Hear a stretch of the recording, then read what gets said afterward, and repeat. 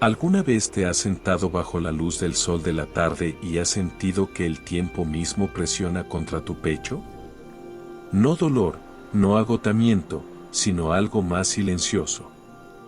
Un peso que no puedes nombrar. Hablamos a menudo de los desafíos físicos de envejecer. Las articulaciones adoloridas, la visión que falla, los medicamentos que se multiplican en la encimera de la cocina. Pero ¿y si la carga más pesada de hacerse mayor no tuviera nada que ver con tu cuerpo?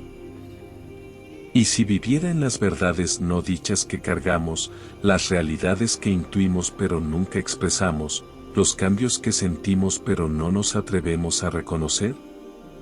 El budismo enseña que el sufrimiento no surge de la realidad misma, sino de nuestra resistencia a lo que es. Y después de los 60, la realidad se vuelve inevitable de maneras en que nunca antes lo fue. El tiempo ya no es un concepto abstracto. Es un recurso finito, que disminuye con cada amanecer. Esta no es una conversación sobre el declive. Es una conversación sobre el despertar. Porque las duras realidades del envejecimiento también son puertas hacia la libertad más profunda que jamás conocerás. Pero solo si dejas de apartar la mirada. En la próxima media hora, recorreremos 8 verdades sobre envejecer después de los 60, no para asustarte, sino para liberarte. Cada realidad lleva dentro una enseñanza de sabiduría budista que puede transformar la manera en que experimentas tus años restantes. Si has cruzado el umbral de los 60, o si te estás preparando para ese pasaje, estas palabras son para ti. Escucha con el corazón abierto. Deja que aterricen donde necesiten. Porque el momento de despertar no es algún día. Es ahora. Comencemos con la primera y quizá más impactante verdad. Realidad 1. El tiempo es devastadoramente corto. Científicos de Stanford Medicine descubrieron recientemente algo notable. Tu cuerpo no envejece gradualmente. En cambio, atraviesa cambios moleculares dramáticos en 2 momentos específicos. Alrededor de los 44 años y nuevamente alrededor de los 60. En estos puntos, miles de moléculas relacionadas con la salud cardiovascular, la función inmunológica y los procesos metabólicos cambian rápidamente.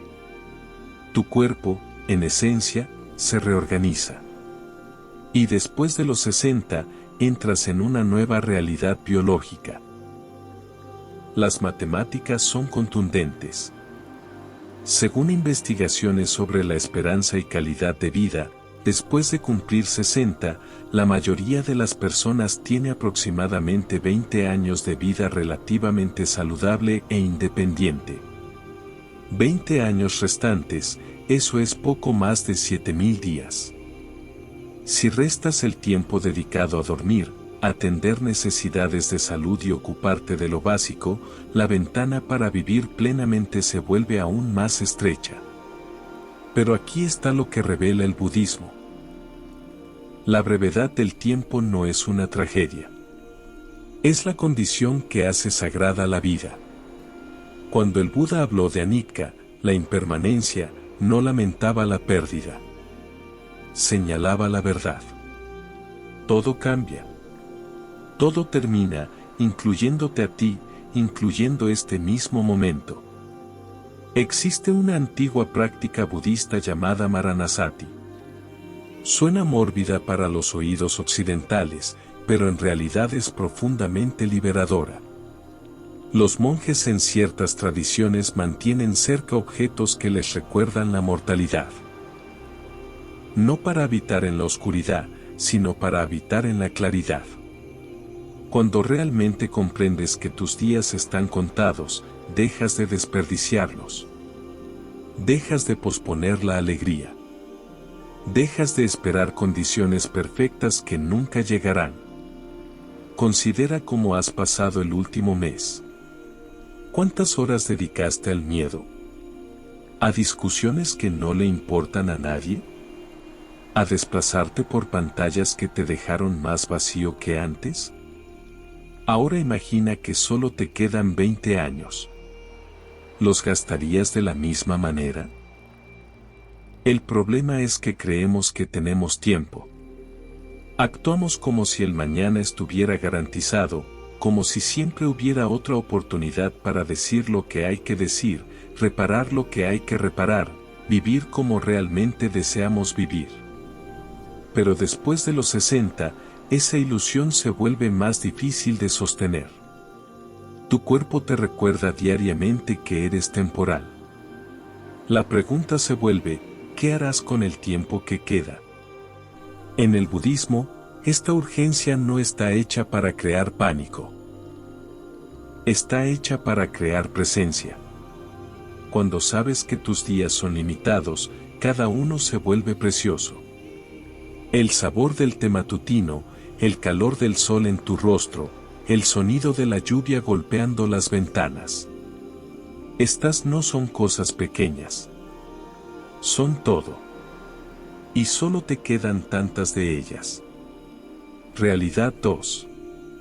La salud se convierte en tu mundo entero.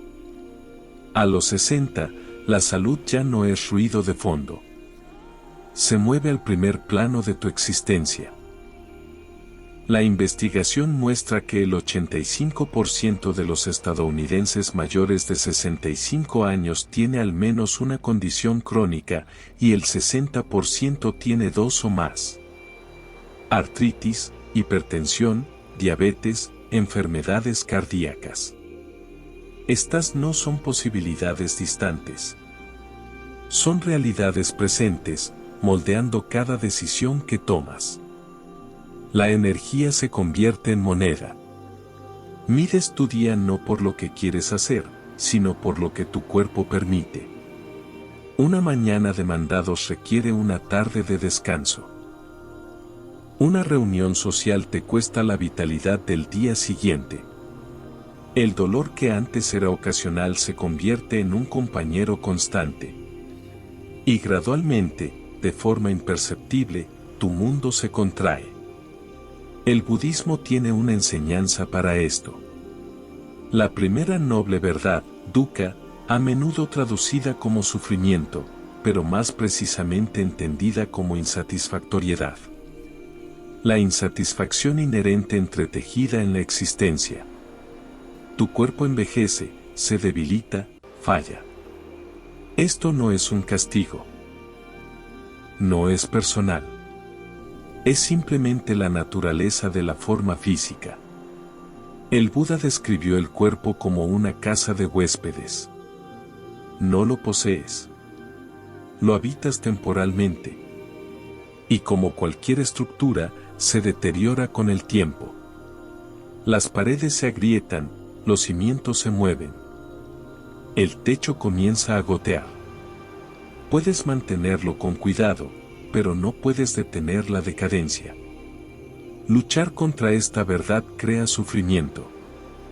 Aceptarla crea paz. Hay una historia de un monje anciano cuyas manos temblaban tanto que ya no podía sostener su taza de té con firmeza. Sus estudiantes se preocupaban de que esto le causara tristeza. Pero cuando preguntaron, él sonrió y dijo, el temblor no perturba el té. Solo mi apego a la quietud perturba mi mente. Esta es la distinción que hace el budismo. El dolor es inevitable. El sufrimiento es opcional. El dolor es la sensación física. El sufrimiento es la resistencia mental a esa sensación. Cuando dejas de exigir que tu cuerpo sea distinto de lo que es, algo cambia.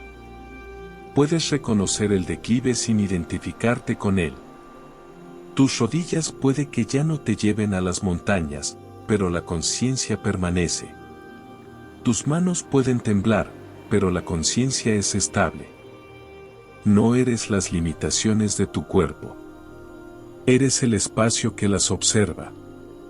Esto no significa desatender tu salud.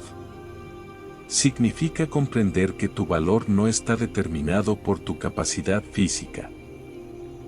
La cultura te enseña que productividad es igual a valor. El budismo te enseña que el simple hecho de ser es suficiente.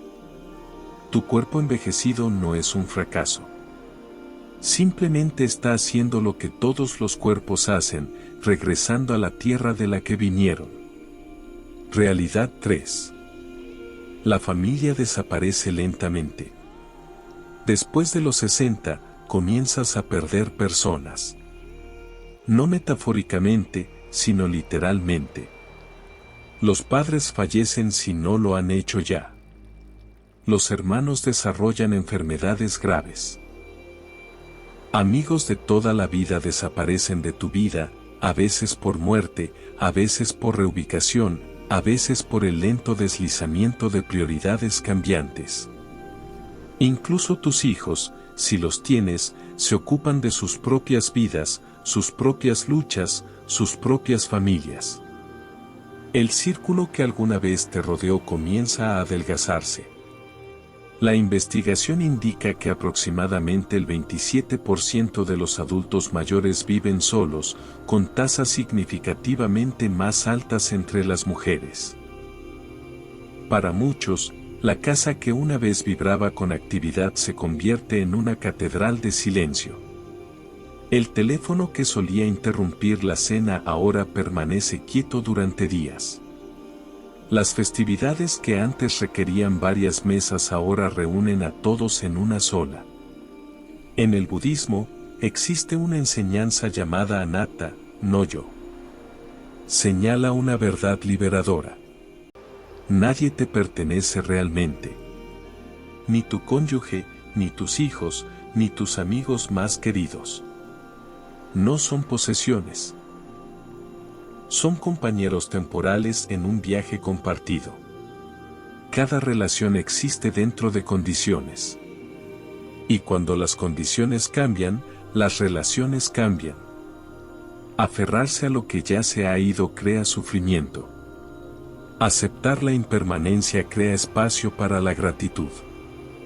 Hay una parábola sobre una mujer llamada Kisa Gotami, quien acudió al Buda cargando a su hijo muerto, suplicando que lo devolviera a la vida. El Buda le dijo que lo haría, pero primero debía traerle una semilla de mostaza de un hogar que nunca hubiera conocido la muerte. Ella fue de casa en casa por la aldea. Cada hogar había perdido a alguien. Un padre, un hijo, un hermano, un amigo. La muerte los había tocado a todos. Cuando regresó con las manos vacías, entendió que su pérdida no era única. Es la experiencia humana universal. En ese momento, su dolor no desapareció, pero su sensación de aislamiento sí. Después de los 60, vives esta verdad íntimamente.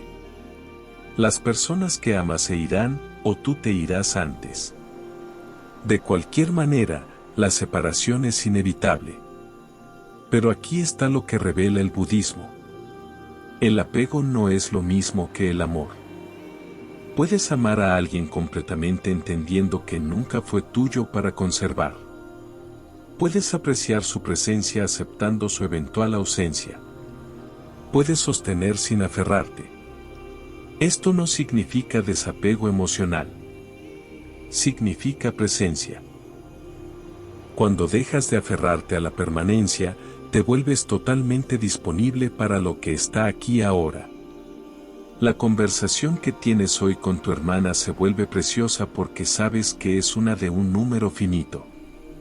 La comida compartida con viejos amigos se vuelve sagrada porque entiendes que este encuentro podría ser el último. El amor no disminuye cuando aceptas la impermanencia. Se profundiza. Se vuelve más tierno, más real, más despierto. Realidad 4. La vida exige simplicidad. Después de los 60, la complejidad se vuelve agotadora.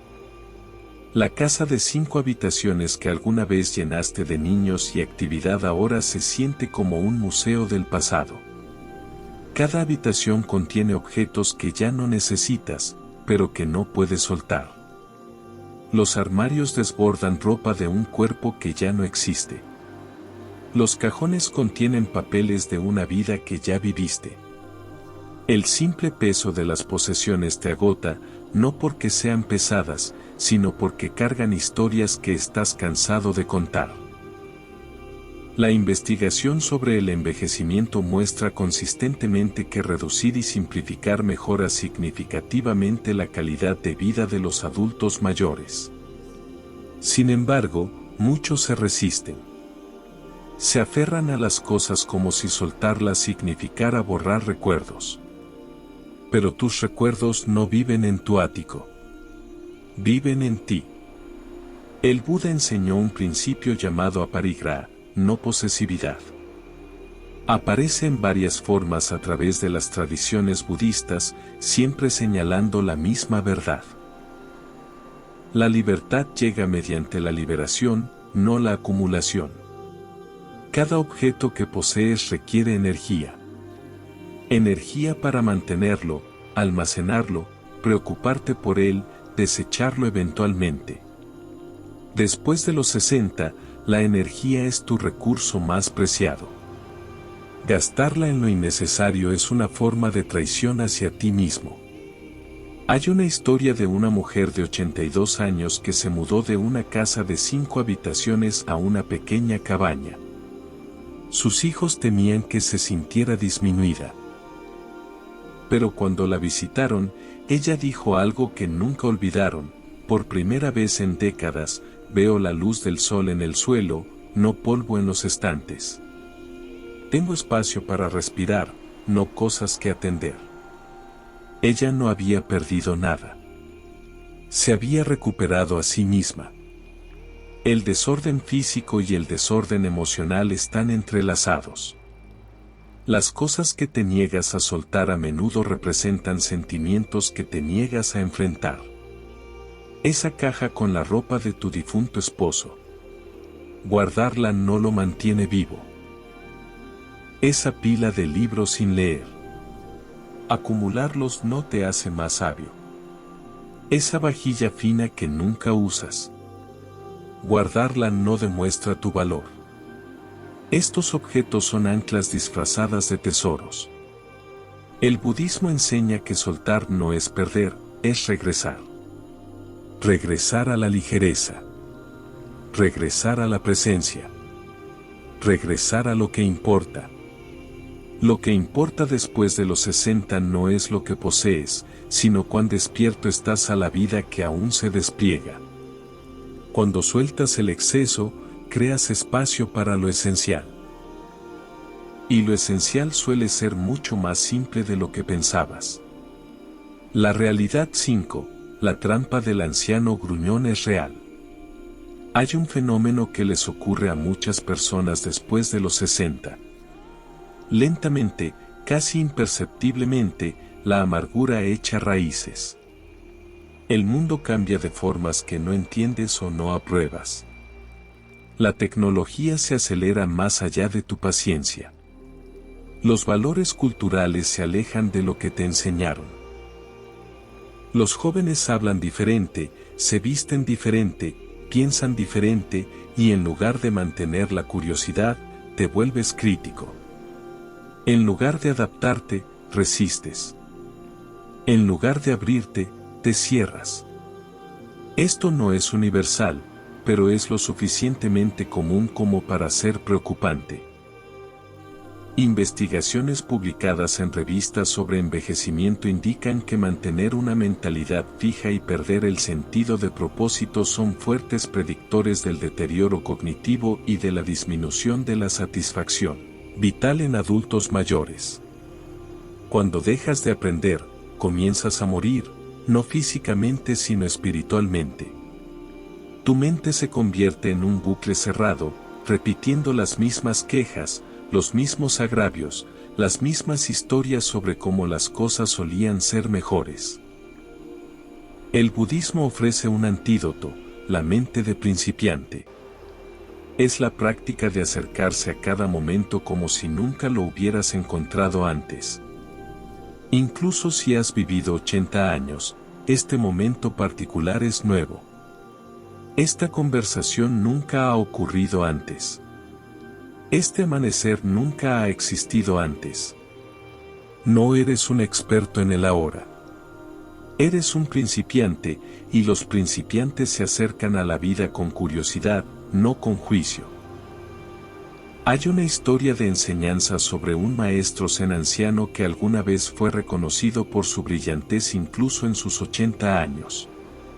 Comenzaba cada día inclinándose ante el santuario de su maestro y recitando una línea de las escrituras, como si la escuchara por primera vez.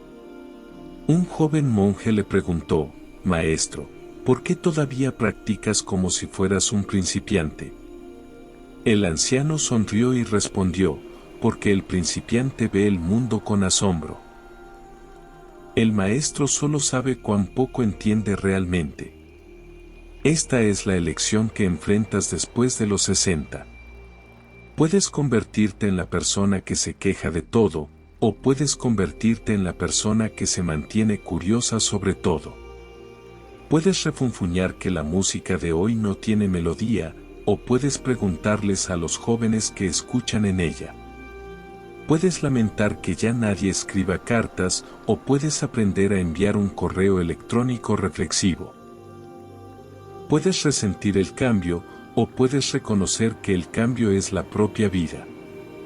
La estancación es muerte. Tu relevancia en la vida tardía no está determinada por lo que sabes. Está determinada por tu disposición a seguir aprendiendo, a mantenerte abierto, a hacer preguntas en lugar de pronunciar juicios, a escuchar más de lo que hablas. Los ancianos que inspiran respeto no son los que se aferran al pasado. Son los que se relacionan con el presente mientras ofrecen la sabiduría de la experiencia. Hay una diferencia entre honrar lo que fue valioso y exigir que nada cambie jamás. La realidad 6. La soledad es una epidemia silenciosa. Las cifras son asombrosas. Las investigaciones muestran que aproximadamente 1 de cada 4 adultos mayores experimenta aislamiento social, y más de 1 de cada 3 reporta sentimientos de soledad. Después de los 60, la soledad no es solo un estado emocional. Es una crisis de salud. Los estudios demuestran que la soledad crónica aumenta el riesgo de mortalidad a tasas comparables al tabaquismo, la hipertensión y la obesidad. Acelera el deterioro cognitivo, debilita la función inmunológica y aumenta la susceptibilidad a la depresión y la ansiedad. La soledad llega a menudo de manera silenciosa. Los amigos se mudan o fallecen. La movilidad disminuye, haciendo más difícil el compromiso social. La jubilación elimina la estructura diaria que facilitaba la conexión. De repente, pasan días sin que nadie diga tu nombre. Pasan semanas sin una conversación significativa. Te vuelves invisible en tu propia vida. Pero el budismo hace una distinción crucial. La soledad y la soledad elegida no son lo mismo. La soledad elegida es escogida. Es el espacio intencional para la reflexión, la meditación y el trabajo interior. La soledad no elegida es dolorosa. Es la sensación de no ser visto, no ser escuchado, de estar desconectado. El Buda no abogó por el aislamiento. Abogó por la sangha, la comunidad, porque el despertar no es un proyecto solitario. Nos necesitamos unos a otros no solo por compañía, sino por reflejo, por responsabilidad, por el recordatorio de que no estamos solos en nuestras luchas. Hay una práctica en las comunidades budistas llamada mudita, gozo empático. Es la capacidad de sentir una felicidad genuina por la buena fortuna de otra persona. Cuando cultivas mudita, nunca estás realmente solo, incluso en aislamiento, porque permaneces conectado al bienestar de todos los seres. Cuando alguien tiene éxito, te alegras. Cuando alguien sana, lo celebras. Participas en la alegría del mundo, incluso cuando tu propia vida se siente vacía. La investigación también revela algo poderoso. Tener un sentido de propósito reduce drásticamente los sentimientos de soledad. Cuando participas en actividades que te importan, ya sea voluntariado, enseñanza, creación o simplemente estar presente para otros, la soledad afloja su control. Dejas de sentirte invisible porque estás participando activamente en la vida, no como espectador, sino como contribuidor. Un hombre de unos 70 años se unió a un jardín comunitario no porque amara la jardinería, sino porque ya no soportaba el silencio de su apartamento. En unos meses, conocía a 30 personas por su nombre. Compartían semillas, historias y comidas ocasionales.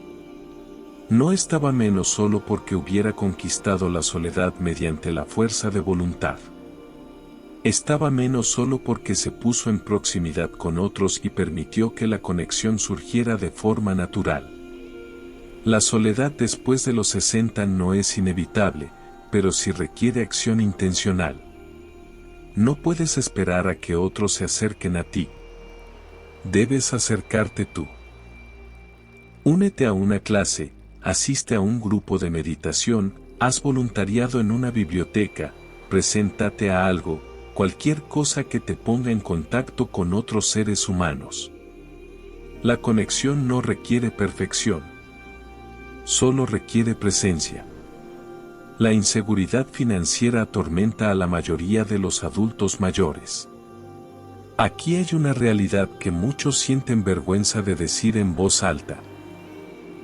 Según investigaciones recientes y exhaustivas, el 80% de los hogares estadounidenses con adultos mayores de 60 años están teniendo dificultades financieras o en riesgo de caer en la inseguridad económica. Casi la mitad tiene ingresos por debajo de lo necesario para cubrir los gastos básicos de vida. El 20% no tiene activos en absoluto y algunos incluso llevan deudas a sus años posteriores. El 60% no puede costear 2 años de cuidado en casa si lo llegaran a necesitar. Esto no se trata de una mala planificación, aunque planificar importa. Se trata de realidades sistémicas. Los costos de atención médica aumentan mientras los ingresos permanecen fijos. La inflación erosiona los ahorros. Las emergencias médicas inesperadas vacían cuentas construidas durante décadas. Los supuestos años dorados se convierten en años de desesperación silenciosa, donde cada compra requiere cálculo, cada gasto genera ansiedad. El budismo no descarta las preocupaciones materiales. El camino medio reconoce que tanto la pobreza extrema como la riqueza extrema obstaculizan el desarrollo espiritual. Necesitas lo suficiente. No exceso, sino lo suficiente. Comida, refugio, seguridad básica. Cuando eso falta, el miedo domina la conciencia. Se vuelve casi imposible practicar la presencia cuando estás aterrorizado por cómo comerás el próximo mes. Pero el budismo también enseña algo esencial. Tu valor no está determinado por tu cuenta bancaria. La cultura te condiciona a medir el valor mediante la riqueza. Pero no eres tus posesiones. No eres tu estado financiero. No eres tu capacidad de proveer para ti mismo en las formas que la sociedad considera aceptables. Eres un ser consciente digno de dignidad, sin importar tus circunstancias económicas. Hay una historia de un anciano que perdió la mayor parte de sus ahorros de jubilación en una crisis financiera. Sus hijos se ofrecieron a ayudar, pero él se negó por orgullo. Durante meses luchó en silencio hasta que un amigo lo invitó a un programa comunitario de comidas. Al principio se sintió avergonzado, pero gradualmente se dio cuenta de algo. Las personas reunidas allí no estaban definidas por lo que les faltaba. Eran personas con historias, con sabiduría, con risas. Su situación financiera no había disminuido su humanidad. Solo su apego a una imagen particular de sí mismo le había causado dolor. Si estás enfrentando inseguridad financiera después de los 60, hay recursos disponibles. Existen programas que ayudan con alimentos, atención médica, vivienda. Pedir ayuda no es debilidad. Es sabiduría. Y si estás financieramente cómodo, considera lo que puedes ofrecer a los demás. No solo dinero, sino tiempo, atención, respeto. La riqueza no es la única moneda. La presencia es riqueza. La bondad es riqueza. La sabiduría es riqueza. La realidad 8, el propósito en la vida determina si sobrevives o prosperas. De todas las realidades que hemos explorado, esta puede ser la más crítica. Investigaciones publicadas en importantes revistas médicas demuestran de manera concluyente que tener un fuerte sentido de propósito en la vida extiende dramáticamente la longevidad y protege contra el deterioro. Los estudios muestran que las personas con un alto propósito experimentan un 13% menos de riesgo de debilidad en la fuerza de agarre, un 14% menos de riesgo de caminar lentamente y tasas significativamente menores de discapacidad y mortalidad. En un estudio, aquellos con el mayor sentido de propósito redujeron su riesgo de muerte en un 15% en comparación con quienes tenían el menor sentido de propósito. El propósito no se trata de grandes logros.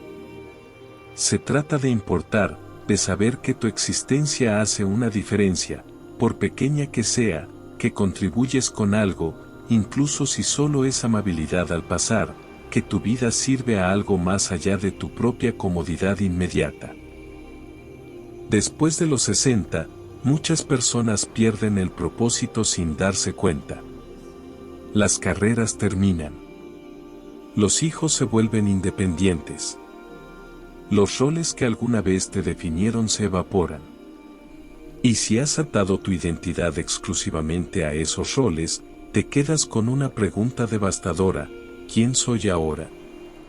¿Qué es mi vida? El budismo ofrece un marco, el camino del bodhisattva. Un bodhisattva es alguien que dedica su vida a aliviar el sufrimiento de los demás, no mediante actos heroicos, sino a través de una compasión constante. No necesitas salvar al mundo. Solo necesitas presentarte al rincón del mundo que ocupas, ayudar a un vecino, cargar las compras, escuchar a alguien que se siente ignorado. Ser voluntario en una organización local. Enseñar algo que sabes a alguien que quiere aprender. Ofrecer presencia, atención, bondad. También existe el concepto de Ikigai, un término japonés estrechamente relacionado con la filosofía budista, que significa una razón de ser. Se descubre en la intersección entre lo que amas, lo que haces bien, lo que el mundo necesita y lo que te sostiene. Después de los 60, tienes el regalo del tiempo y la experiencia. Finalmente puedes perseguir lo que realmente te llama, no lo que otros esperan. Una mujer de 89 años comenzó a grabar cuentos para dormir para niños cuyos abuelos habían fallecido. Lo subió en línea. Miles de niños escucharon. Ella dijo: pensé que nadie necesitaba más mi voz. Pero resultó que sí. Y yo también la necesitaba. Encontró propósito no buscándolo, sino ofreciendo lo que tenía para dar. Otro hombre de 86 años comenzó a tomar clases de Tai Chi. No para convertirse en maestro, sino para sentirse elegante de nuevo. Dijo: no sabía que aún podía moverme con belleza. Su propósito no estaba en el logro. Estaba en recuperar un sentido de vitalidad. El propósito después de los 60 no se trata de productividad.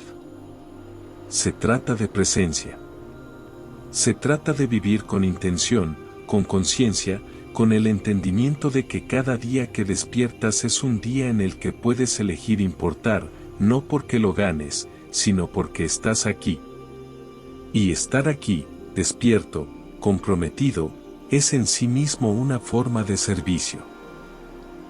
Hagamos una pausa por un momento y hagamos un recuento. 8 duras realidades, el tiempo es corto. La salud lo es todo. La familia desaparece. La simplicidad es necesaria. La amargura amenaza. La soledad es real. La inseguridad financiera está muy extendida. El propósito determina tu calidad de vida. Estas no son abstracciones. Son la experiencia vivida de millones de personas mayores de 60. Pero nota algo. Cada realidad contiene dentro de sí una puerta a la libertad.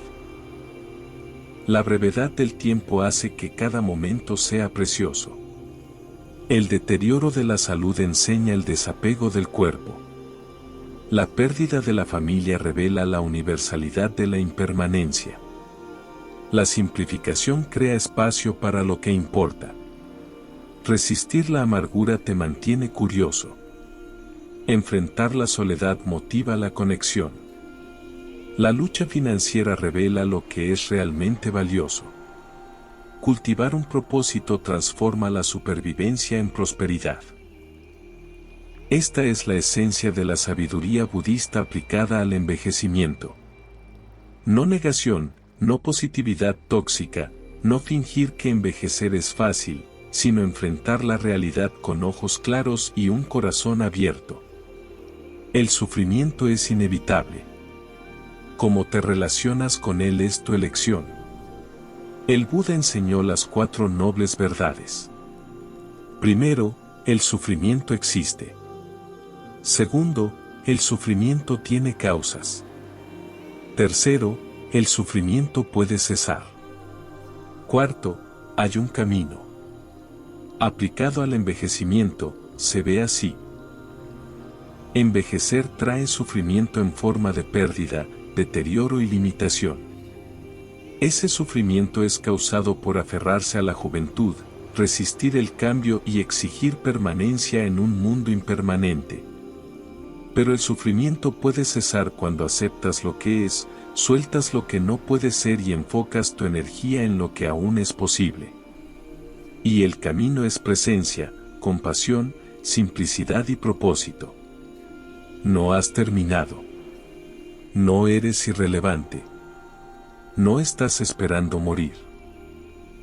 Estás viviendo ahora mismo, en este aliento, en este momento.